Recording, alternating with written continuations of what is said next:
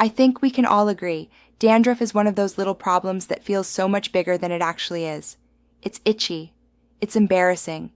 You're in a meeting, wearing your favorite black shirt, and suddenly you notice those little white flakes on your shoulders. And no matter how many times you brush them away, they just keep coming back. I've been there. And it's not fun.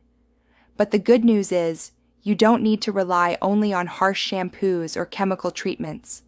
Nature has given us plenty of remedies that are not only effective, but gentle on your scalp, soothing for your skin, and easy to prepare right at home.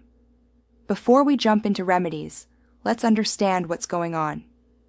Dandruff usually comes from a combination of dryness, excess oil, or an overgrowth of a yeast-like fungus called Malassezia.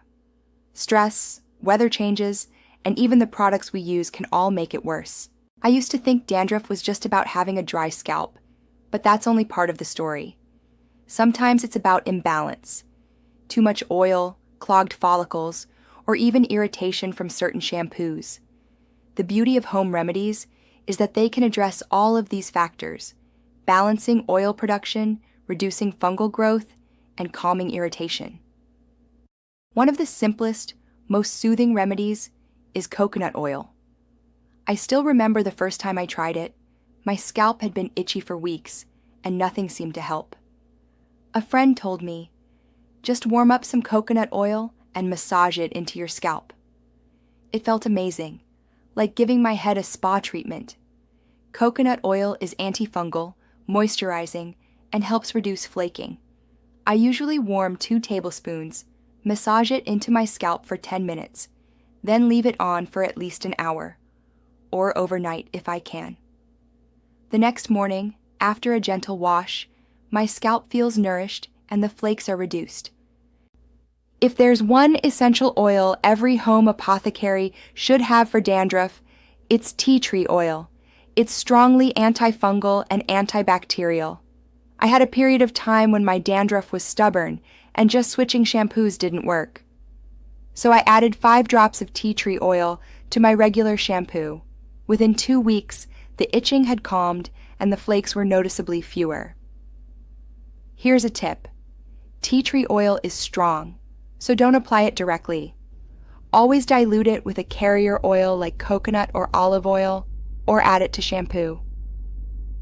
Another favorite of mine is aloe vera gel. One summer, after spending too much time in the sun, my scalp was dry, itchy, and flaking. I remembered I had an aloe plant on my windowsill. I split open a leaf, scooped out the gel, and massaged it right onto my scalp. The cooling relief was instant. Aloe vera not only soothes irritation, but it also has antifungal properties that fight dandruff at the source. I like to leave it on for 30 minutes before rinsing. Plus, it leaves your hair soft and shiny, an added bonus. One of the more surprising remedies is apple cider vinegar. The first time I tried this, I was skeptical. Vinegar? On my head? But it works. Apple cider vinegar balances the pH of the scalp and prevents yeast overgrowth. I usually mix equal parts vinegar and water, pour it onto my scalp after shampooing, let it sit for 5 minutes, and rinse it out. The smell fades quickly, but the relief from itching is long-lasting. There's something empowering about using something so simple, straight from the kitchen, to solve a stubborn problem. If you want to lean into traditional herbal wisdom, neem leaves are incredible. I learned about neem from a friend whose family in India used it for everything: skin problems, hair health, even toothpaste. For dandruff, neem is antifungal and soothing. If you can find fresh leaves, boil a handful in water, let it cool, and use it as a rinse. Or use neem oil diluted in coconut oil and massage it into your scalp. The first time I tried a neem rinse, I was amazed by how fresh and clean my scalp felt. It's like giving your head a detox. Now here's a kitchen remedy that might surprise you: plain yogurt.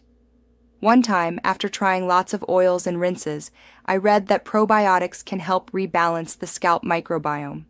I applied plain yogurt directly to my scalp, left it for 20 minutes, and rinsed. Not only was it cooling, but over time, it helped reduce flaking. The live cultures in yogurt help fight the yeast that contributes to dandruff, while the lactic acid gently exfoliates.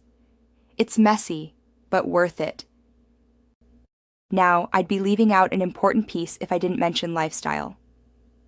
Dandruff isn't just about what you put on your head, it's also about what's happening inside your body.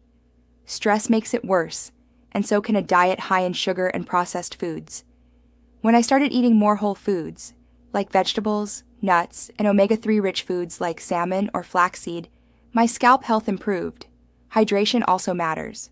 Drink enough water, and your skin, including your scalp, stays healthier. Finally, let's talk about routine.